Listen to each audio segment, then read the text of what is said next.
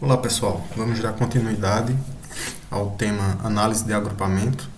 Neste vídeo nós vamos ver métricas. Então, uma métrica em um conjunto X é uma função que leva um par ordenado do produto cartesiano de x por x em um número que pode ir de zero, quer dizer, que um número que está contido no intervalo fechado em zero e aberto em mais infinito. E essa métrica, ou seja, essa função, ela satisfaz três axiomas. O primeiro axioma é que o valor, diz que o valor dessa distância existe e é um número real, né? Como a gente já viu, está no intervalo fechado em zero e aberto em mais infinito. Essa função é simétrica, ou seja, a distância de x para y é igual à distância de y para x. Então, esse aqui é um dos testes mais simples que nós podemos fazer para verificar se uma métrica realmente é uma métrica como a teoria define, né? Verificando a distância da ida e da volta, né? Como se diz. E o terceiro axioma afirma que a distância de x para y é zero apenas se e somente se x for igual a y. Então, se você tem uma função que mapeia elementos de um determinado produto cartesiano, ou seja, um par, se você mapeia um par de objetos, de seja qual for a dimensionalidade, em um número real, você pode chamar essa função que faz esse mapeamento de métrica se ela atender a esses três critérios. Agora, algumas coisas interessantes sobre as métricas, né? Estritamente falando, não existe métrica negativa, né? O valor da métrica não dá negativo, sempre vai dar um valor positivo. Outra coisa interessante é que não existe um valor máximo, né? Como a gente às vezes em aprendizagem de máquina está acostumado a sempre ter os valores entre 0 e 1, né? No intervalo fechado em 0 e fechado em 1, para relacionar isso com probabilidades. Mas isso não acontece com métricas, a gente não tem um teto, né? Não tem um valor superior máximo. Uma das formas de se representar as métricas ou as distâncias entre objetos, né? Aqui eu estou falando de objetos para generalizar para qualquer tipo de coisa que você queira fazer o agrupamento. Então, uma forma de representar essas distâncias é por meio de uma matriz de proximidade. Então, por que a gente chama de matriz de proximidade? Porque no caso aqui das métricas, quando a métrica é zero, nós dizemos que os dois objetos estão situados, né, entre aspas, né, situados na mesma região, localizados na mesma região. E quanto maior o número, né, quanto mais distante de zero esse valor da métrica, mais distantes os objetos estariam nesse espaço e, consequentemente, mais distintos esses objetos seriam. E por isso que a gente chama de matriz de proximidade, sendo que nessa matriz de proximidade a gente tem uma matriz n por n, sendo n o número de objetos, e cada elemento de índice i representa a proximidade entre os objetos de índice i e de índice i'. Como a quantidade de colunas é igual à quantidade de linhas, e os objetos que estão nas linhas são os mesmos objetos que estão nas colunas, nós podemos dizer que na diagonal principal as distâncias devem ser zero, porque na diagonal principal nós estamos calculando a métrica de distância do objeto para ele mesmo. E nós já vimos aqui, segundo o terceiro axioma, se você está calculando a distância de objeto para ele mesmo, essa distância deve ser zero. Se a matriz não é simétrica, nós podemos torná-la simétrica substituindo por D, no caso que é a matriz, mais a sua transposta dividido por 2, né? Substituindo os elementos por meio dessa transformação para torná-la simétrica. Simétrica quer dizer, né, os elementos que estão acima da diagonal principal são iguais à sua reflexão em relação à diagonal principal, ou seja, a matriz, se você partir ela no meio, o que está acima da diagonal principal é igual ao que está abaixo da diagonal principal. Então, nós podemos ter as dissimilaridades baseadas em atributos. O que é que isso quer dizer? Por exemplo, se nós estamos querendo saber, nós temos informações demográficas sobre pessoas dos diversos estados do país, e nessas informações demográficas nós temos informações como idade, peso e alturas das pessoas. Idade, peso e altura são atributos.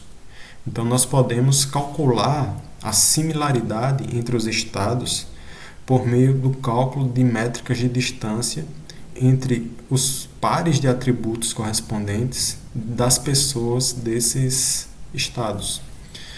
Então, para medidas x, índice e j, com i variando de 1 até n, e variáveis ou atributos j variando de 1 até p, nós definimos uma dissimilaridade para o jotésimo atributo. Né? É uma função, né, que calcula uma distância, uma dissimilaridade entre os elementos x e j e x e linha j. E nós definimos a medida de similaridade entre os objetos i e linha por meio do somatório das dissimilaridades entre os atributos. Né? Então, cada par de atributo, no caso do exemplo de demografia que eu mencionei, se a gente tem altura da pessoa no estado da Paraíba, altura da pessoa no estado de Pernambuco, nós calculamos essa dissimilaridade entre essas alturas.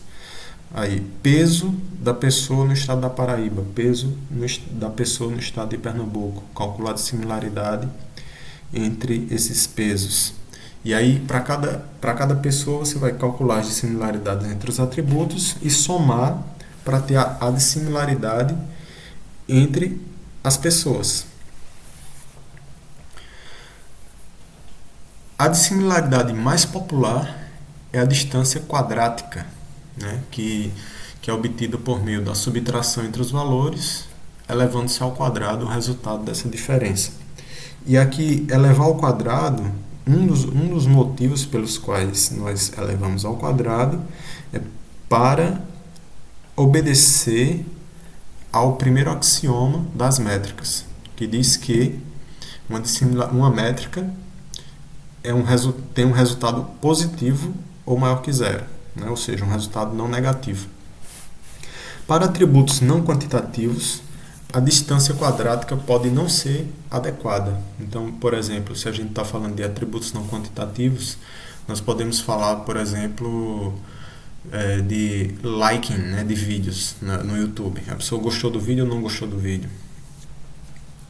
Em princípio, é um atributo não quantitativo, né, porque gostar pode ser muito ou pouco, pode ser razoável, não é simplesmente 0 ou 1, né, não é gostou ou não gostou.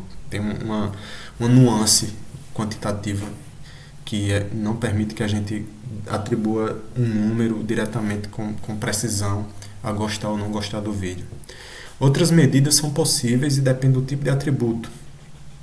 A gente pode ter variáveis quantitativas, né, como idade, peso, altura, variáveis ordinais, em que elas podem, de certa forma, ser números, mas você pode estabelecer uma sequência, né, uma ordem. No caso, a idade das pessoas, né, a gente pode ordenar como criança, jovem, adulto, idoso, por exemplo.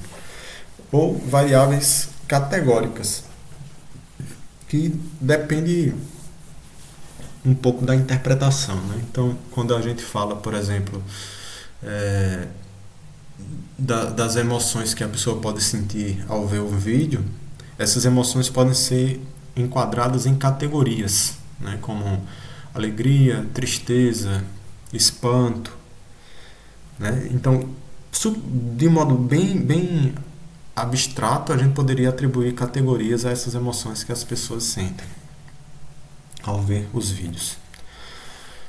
Para variáveis quantitativas, duas possibilidades populares de dissimilaridade são uma função monotônica crescente da diferença absoluta ou a correlação. No caso dessa função monotônica, a gente tem casos bem populares, né? Como, por exemplo, o módulo da diferença entre os valores, módulo da diferença entre os valores, ou a diferença quadrática, né? Que é a diferença elevada ao quadrado. Por que que são funções monotônicas crescentes? Porque monotônica, né? Que ela monotônica crescente quer dizer que ela sempre vai crescer, né? Então, se o x1 é maior do que o x2, o quer dizer, se o x2 é maior do que o x1, o y2 vai ser maior do que o y1 sempre.